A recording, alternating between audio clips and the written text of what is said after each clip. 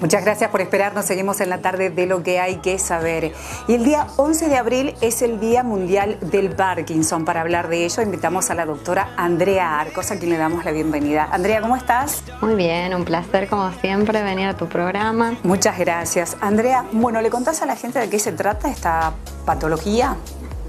¿Qué es el Parkinson? Bueno, la enfermedad de Parkinson es la segunda enfermedad neurodegenerativa más frecuente en el mundo. Aumenta la frecuencia del padecimiento en las personas de mayor edad. Hay casos que sí son genéticos, asociados a factores hereditarios, pero en la mayoría de los casos no. Entonces, cuantito va aumentando la edad del paciente, tiene más riesgo de padecerlo. Es una enfermedad que afecta a muchos niveles, o sea, como hemos dicho, es neurodegenerativa. Sí.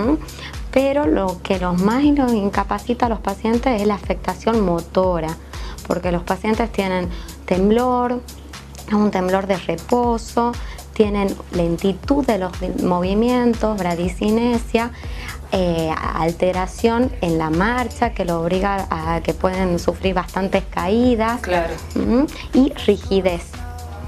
A veces la medicación, o sea, al principio la medicación es muy efectiva, entonces que los pacientes mejoran mucho sus síntomas, pero llega un punto que la medicación deja de hacer efecto o tienen un efecto de distorsión, o sea, hace un efecto un tiempo, después no saben cuándo se va a hacer el efecto y produce incluso otros trastornos secundarios por la medicación misma, que son movimientos involuntarios que tiene el paciente que se llaman disquinesia y que, por ejemplo, hoy he visto un paciente que era todo el cuerpo y no pueden estar, es un agotamiento. Claro. Para el paciente, para la familia. O sea que puede llegar a ser muy discapacitante. Ahora, Andrea, ¿en qué momento nos damos cuenta que se está padeciendo esta patología? Bueno, la verdad que es un problema en el sentido de que como el diagnóstico es clínico, o sea, lo importante es evaluar al paciente, examinarlo. No hay ninguna prueba, resonancia, punción, nada que defina qué es la enfermedad, sino que es objetivar los signos y síntomas de la enfermedad. Bueno, me contabas en qué momento nos dábamos cuenta, pero usualmente, ¿cómo el paciente llega a tu consulta? Y la mayoría llega tarde, de los pobres están mucho tiempo como deambulando por muchos médicos de distintas especialidades y claro, o sea, si tienen temblor empiezan diciendo que es por los nervios, si tienen rigidez en las piernas y lentitud dicen que es cansancio y así, o sea, como que... Siempre buscan otra cosa e incluso a veces los pobres pacientes se tratan de justificar y que no están tan mal hasta que es tarde, pero bueno, tiene el efecto beneficio de la medicación.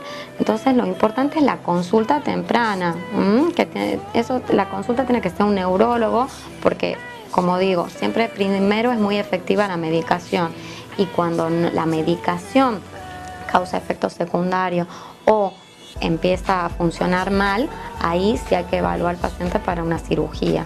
Andrea, ¿usualmente se da más en hombres o en mujeres? En hombres. Es una proporción 2-1. Mira, y esto es a nivel mundial, digamos, sí, los números sí. son... Sí, todavía, o sea... ¿Y se sabe el motivo? No está definida la causa, cada vez, o sea... Como decía, hay muy poquito, un 10% serían factores genéticos, sí. Pero el resto, o sea, se está ahora, está como muy en auge el tema de la neurotoxicidad, de cómo son los mecanismos del cerebro, como decir, de desintoxicarse y que genera productos de desecho que terminan haciendo patologías. Incluso se está determinando que podría ser una patogenia que tiene en común con la enfermedad de Alzheimer. Ah, miremos. Sí. Bueno, la verdad que en este tipo de cosas, digamos, los estudios son cada vez más avanzados, se están conociendo mucho más cosas y por supuesto también en cuanto a la medicación. Claro, y también se van viendo, o sea, a veces se decía antes, me acuerdo el año pasado era los priones, ahora la neurotoxicidad, la verdad es que no se sabe, entonces por eso es que hay tantas teorías. Se da usualmente, digamos, si bien decíamos que puede ser también hereditario, ¿hay casos que van pasando de padre a hijo y así sucesivamente? Sí, hay casos, pero por suerte son los menos y lo que sí tiene de agravante es que suelen comenzar más jóvenes. Ah, mira. Sí. Y esto, bueno, ya sabemos, son muchos los factores que pueden llegar a incidir. Ahora, en cuanto al tratamiento, ¿qué tipo de tratamiento hay y si hay cirugía también para mejorar? Sí, como decimos, la enfermedad se produce porque hay un neurotransmisor que se llama la dopamina, sí. Que no se produce. Eso está en una sustancia muy profunda, sustancia negra dentro del cerebro, entonces que al no producirse genera una hiperactividad en otra zona del cerebro. Sí. Entonces, o sea, como si el mecanismo es todos neurotransmisores inhibidores, es decir, las conexiones se complican todo se trastorna. Entonces, porque falta esta sustancia, entonces el tratamiento es darle esa sustancia, la levodopa. Sí. Entonces, por eso mejoran mucho a los pacientes. ¿Qué hay que hacer?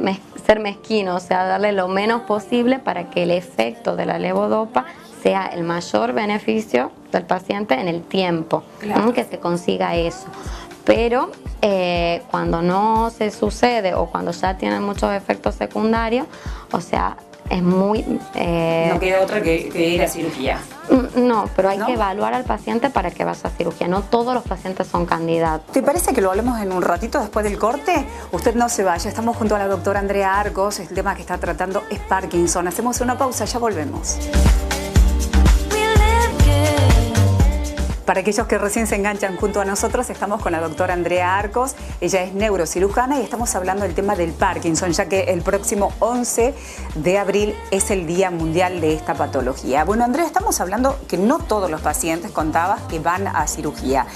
¿Cuáles sí y cuáles no? Y si las cirugías ya se están realizando aquí en la provincia. Sí, ya hace tiempo que la estamos realizando en la provincia y la enfermedad afecta de manera distinta a los pacientes. Es decir, hay pacientes que quizás nunca necesitan la cirugía o que tienen una enfermedad leve, un temblor más discreto, que andan bien con la medicación y ya está, ¿no? O afecta cuando son muy mayores y ya se controla. Y otro grupo de pacientes del que estábamos hablando que tienen complicaciones motoras, es decir, tienen un temblor incapacitante, tienen caídas frecuentes por la inestabilidad de la marcha, por los bloqueos que tienen, o sea, el paciente queda como congelado. Claro.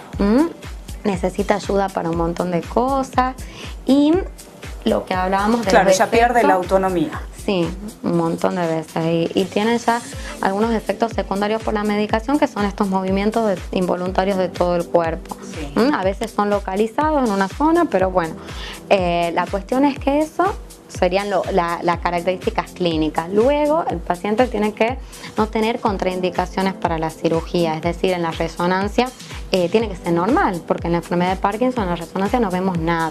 Claro. Y la edad cada vez, bueno, se va extendiendo un poquito más, pero es entre 70 y 75 años el tope. Mira, y cuando decías con respecto a las cirugías que sí se realizan ahora acá en la provincia, ¿en qué consiste la cirugía?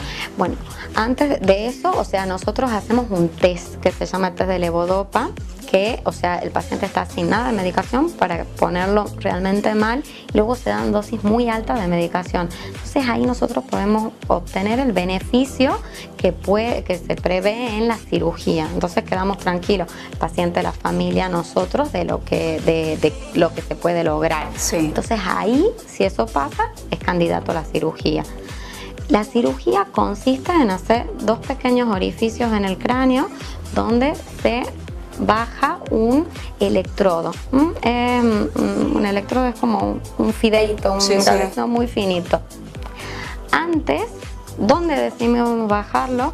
O sea, hay que hacer una resonancia, una tomografía y ponemos un marco al paciente para hacer esta última, para que las imágenes se fusionen, o sea, las englobamos y así con eso nosotros podemos definir en la cabeza del paciente dónde está exactamente las estructuras que tenemos que tocar para que este cortocircuito que hay en el cerebro se equilibre. Andrea, muchas veces se ha escuchado o se ha visto que este tipo de cirugía se lo hacen con el paciente despierto. Sí. ¿Es así? Es así, es así. Ah, mira. Sí, porque ¿qué pasa? O sea, nosotros hacemos esto con las imágenes, pero luego cuando estamos ya con el electrodo, vamos bajando en distintas zonas del cerebro, vamos escuchando cómo las neuronas nos hablan y vamos identificando cada área, pero cuando llegamos a la zona donde está el problema, sí, o sea, hay células que incluso responden al movimiento, entonces vamos notando. Y el paciente también va mejorando, o sea, nosotros vamos activando y si el paciente está temblando así, o sea, lo paramos, vemos que esté bien. Entonces, que necesitamos ese feedback del paciente de cómo está. Incluso el neurólogo está todo el tiempo en el quirófano dialogando y explorando al paciente cómo mejora la rigidez, cómo tiene la capacidad de hacer los movimientos más rápido. Mirá vos, realmente impresionante cómo ha crecido y parece de ciencia ficción. Sí, es mágico. Yo es mágico, así realmente. me he enamorado de la neurocirugía. Yo me acuerdo, era estudiante, acá o sea, yo me he recibido de la facultad de la UNT, pero nos dejaban hacer unas prácticas fuera y sí, estaba en España. Y cuando he visto eso, he dicho, no, sí, no puedo, yo me escapaba de cirugía para ir a neurocirugía, he dicho, no puedo hacer otra cosa que esto es el futuro. Sí, realmente. Bueno, Andrea, la verdad que es impresionante y este trabajo que están haciendo aquí, porque ya muchas veces uno decía, bueno, tenemos que ir a otra provincia o tenemos que ir a Capital Federal o salir del país para hacer este tipo de cirugías y hoy, gracias a Dios, ya se hace aquí en la provincia de Tucumán. Sí, sí, lo hacemos y estamos muy contentos con los resultados. Bueno, muchísimas gracias por tu visita y por traernos todo esto que realmente, como vos dijiste recién, es mágico. Muchas gracias a vos por la invitación, Fabiana. Nosotros hasta aquí llegamos. Qué placer haber compartido con ustedes otra propuesta de lo que hay que saber. Dentro de 7 días vamos a volver para seguir aprendiendo juntos todo lo que está relacionado con la salud y fundamentalmente la prevención, haciendo hincapié en la prevención. Gracias a Liliana Vázquez, que cuida mi pelo, la doctora Silvana de Petris, que cuida mi piel. Muchas gracias a la gente de Fucsia por la indumentaria y por supuesto el asesoramiento, y a ustedes por acompañarnos todas las semanas aquí en Canal 14 de CCC y 144 de CCC Digital. Hasta dentro de 7